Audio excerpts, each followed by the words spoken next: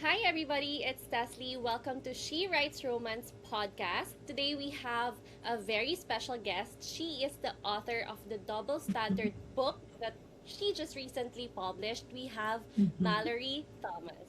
Yay! Hi! Yay! Hi, thank you so much for having me. I'm so excited to chat. Yeah, I've been looking forward to this all week because when we were discussing your book on Instagram, I was really interested Mhm. and I was very curious about it. So, do you want to tell us about Double Mhm. Standard? Yes, so it's a fake dating rom-com novella that features an actress and a stunt double. And the basic sort of crux of the setup is that the actress is in a tabloid scandal with her married co-star, and so she decides that she's going to fake date his lookalike stunt double in order to try to fool the press, in order to try to convince the public that actually they have been dating this whole time. So it's a little bit of mistaken identity. They are on set in Nashville, so there's some forced proximity too. And it's just a really fun sort of summer beach read. That's so lovely because when you told me about double standard, I was curious to know more also about the title. Why double standard? Yeah, it's sort of twofold. So, one is that the character is a stunt double, and so it plays on this idea of sort of mistaken identity and misrepresenting who you are. But also, there are a lot of themes in the novel around the double standard that women face, particularly in the entertainment industry where they're held to higher standards, or behavior that would be overlooked for a male counterpart is heavily judged for the female character. And we see that in society in general, but I think especially in the entertainment industry that's heightened. So I wanted to play on sort of both of those things. That's so cool because I remember you told me that one of the theme songs that you have for double standard is "The Man" by Taylor Swift. Is that right? Yes. Yes, exactly. This idea that why does everything feel like it has to be twice as hard to get half as much when you are a woman compared to a man doing the same thing and being rewarded for so much less of it? So what inspired you to write double standard and this story in particular? Yeah. I have always been a sort of pop culture aficionado, so I have always loved celebrity gossip and and things like that. And I'm also an identical twin myself, and so I've also always been this interested in this idea of can you misrepresent who you are for personal gain? My sister and I did not do this, and when we were growing up or in high school or whatever, as much as we probably could have, like pretended to be one another and taken advantage of the fact that people don't know. And so I've always just been fascinated with that sort of idea of to what benefit can you find pretending to be someone else and trying to sort of pull one over on people. So the combination of that interest of mine and then also the celebrity pop culture and celebrity gossip combined really nicely into this idea. That so I'm wondering, do you live in Nashville or did you grow up in Nashville? What made it so interesting is because it's the backdrop for your Hollywood romance, right? And it's not always like when you think about Hollywood, you'd think Yeah. about Los Angeles, right? So what made Nashville so important that it played a role Yes. in your book? Yeah. It Yes, it's a very good question. So originally, when I pitched the book to 831 Stories, which is the publisher, I had it set in Los Angeles because, of course, that's where you film movies, right? Yeah. And Erica, one of the co-founders, came back. I was maybe a quarter of the way through the first draft and said, but what if we set it in Nashville? And I do live in Nashville, and it's been my home for most of my adult life. And so I'm obviously very familiar with it. But my first question was, similar to what you said, why would they film a movie in Nashville, especially an Mhm. action movie? Because our male main character, Levi, is a stunt double, so it has to be an action movie. Mm-hmm. And finally, what I came up with is that they could be filming a sort of Greek god epic movie because Nashville has the only full scale replica of the Greek Parthenon anywhere in the world. Oh, And so that was my pitch. Like, okay, if we want to set it in Nashville, we can, but I think the only way it makes sense is if they are filming a big sort of Greek god war movie. And okay. that it just evolved from there. And it was really fun to work in some of my favorite places and some little Easter eggs for people that are familiar with Nashville into the story. I love that. And I also know that you have a copy of your book with you right now. So why don't we show our I audience? do. So Yes. It's beautiful. like pink lemonade. It's so sunny, which I really love. I love that. What made you decide on the colors? Like, how did you decide which colors you're gonna put in the book, the cover? Yeah, so the publisher, 831 Stories, all of their books have this Mm-hmm. same sort of cover format with the dual tone.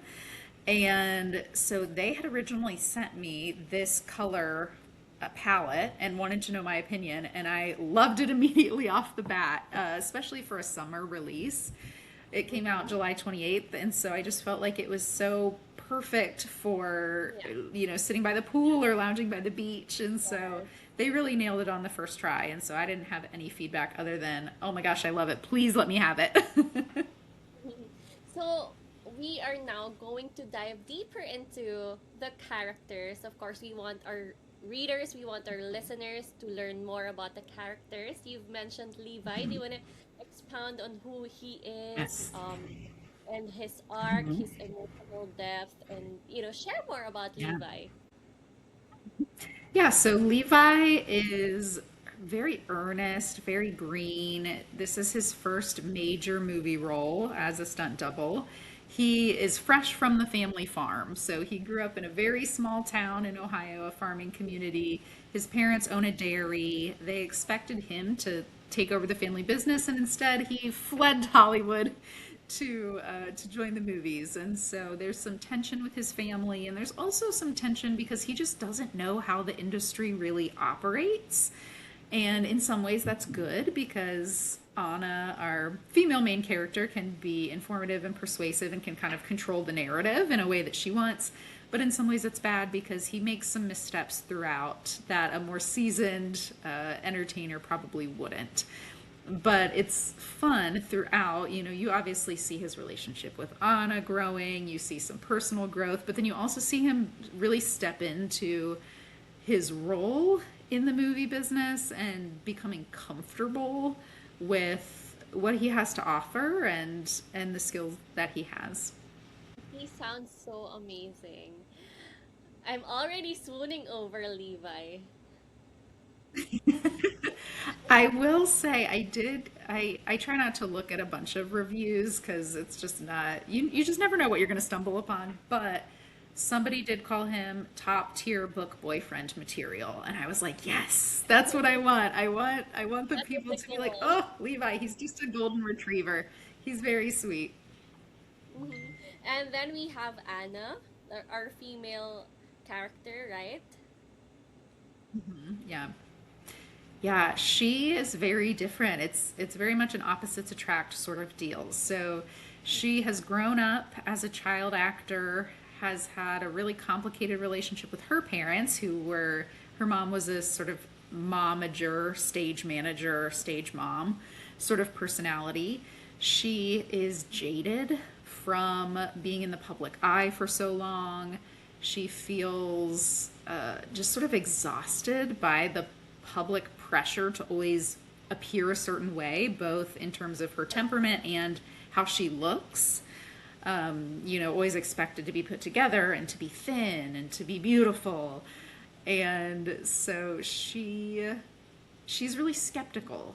Whereas Levi is very, jump in 2 feet first and figure it out later. She's really guarded. And so I think it's very fun in the book to watch her really open up and become vulnerable and learn that Levi is someone she can trust. I think that's also like Anna's very relatable, right? Because a lot of us women, Hmm. we Yeah. hesitate a lot, and we tend to Hmm. overperform sometimes for other people, for society. Yeah. So that actually makes Anna Hmm. more relatable, especially in this day and age. But I'm also wondering Yeah. what makes Anna and Levi's dynamic different from all the typical Hmm. celebrity romances. Yeah. Something I think that sets them apart is there's a really heavy theme throughout the book around sort of bodily awareness and bodily acceptance, Mm-hmm. bodily neutrality, even. So, Anna, who's an actress, her success in her career is predicated on sort of bodily perfection, right? She has to look a certain way. She has to always be a certain size. She has to be able to sort of turn it on and do what needs to be done at a moment's notice. But she's also struggling with a chronic illness, Ehlers-Danlos syndrome, that impacts how her body functions. And then on the other side, you have Levi, and his job and his success is predicated on how his body works, but in a totally different way than Anna's. Anna's is really about the appearance, Levi's is really about the function. And so they explore that dynamic really deeply throughout the book of, how do you get comfortable in a body that doesn't work the way that you think it should or that you wish it would? How do you deal with a body that isn't perfect in an industry that demands it? How do you become comfortable, in Levi's case, doing work that puts your body at risk every single day? And so it really gets into some of those deeper themes that I find really interesting to sort of to tease out. And so far, readers, I think, are really enjoying that as well. Well, I think so too. Because when I was reading the blurb, um, I was very interested because you did not just mention fake dating and forced proximity, but you also mentioned Anna going through so many things in her personal life that I think not many authors are able to really expound on in their books, which is why I really like your story for Double Standard, and one of the reasons why I really wanted to get you on the podcast to talk more Mm-hmm. about it.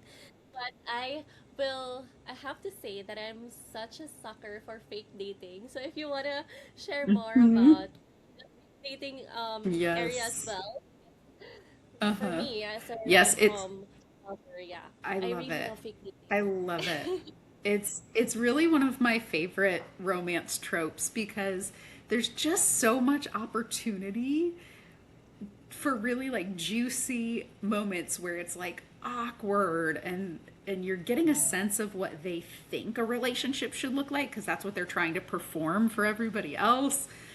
But then the other person is often like, what are you doing? That's weird. Like, you're not, this doesn't make sense. And so and it naturally creates that forced proximity, right? Because they have to spend time together because they have to convince people that they're in love, even though they're faking it at first. And so I personally, I just love it. It's my favorite trope. I eat it up every single time, and this was a fun one to do where they're not only trying to convince the public, but they're also trying to convince the people on the movie set. And so both sort of fake dating on a macro level and on a more micro level.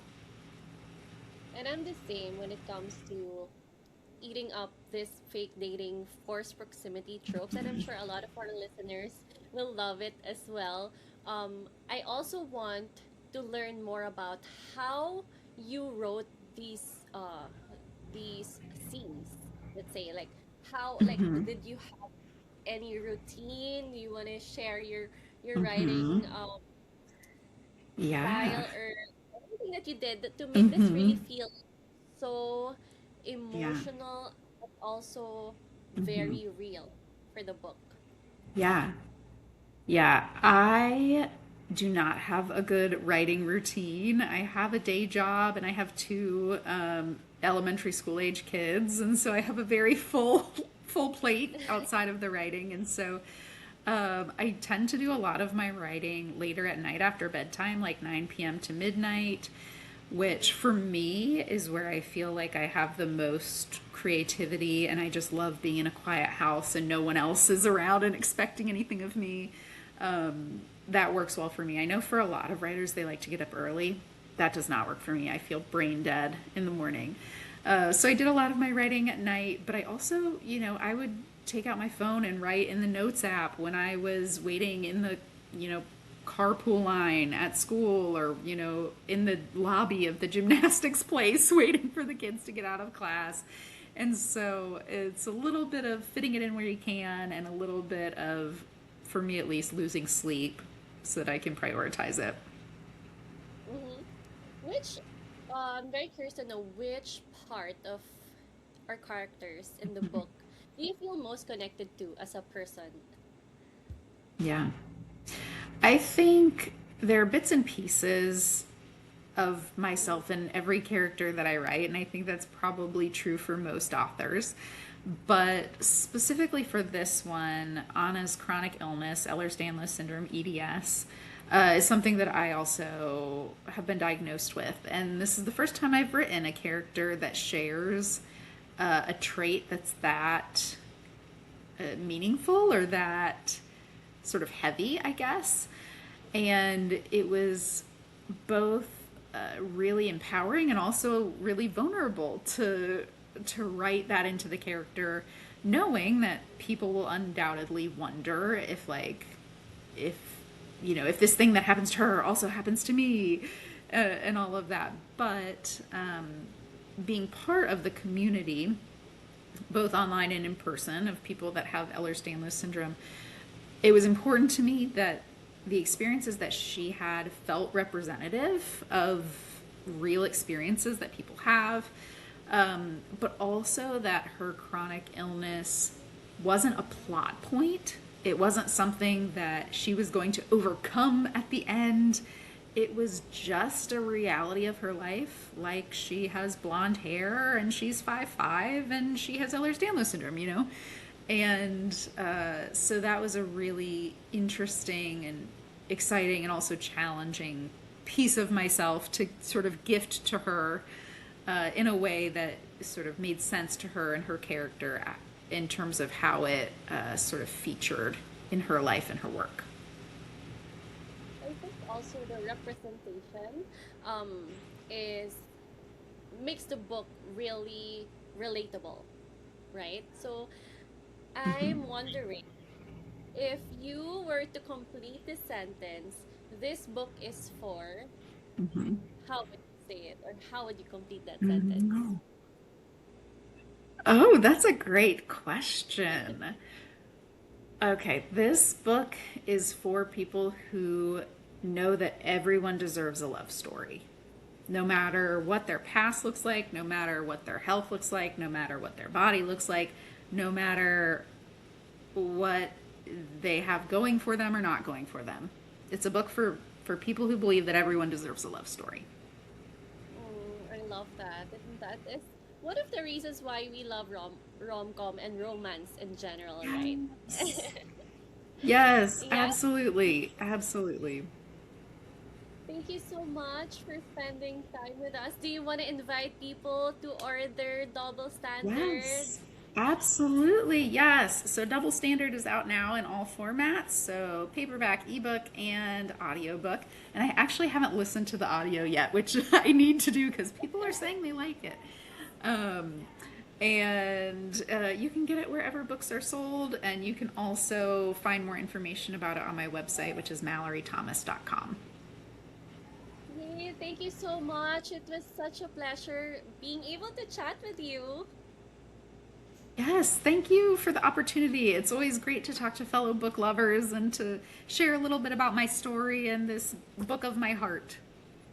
Thank you so much. Bye. Bye. Thank you.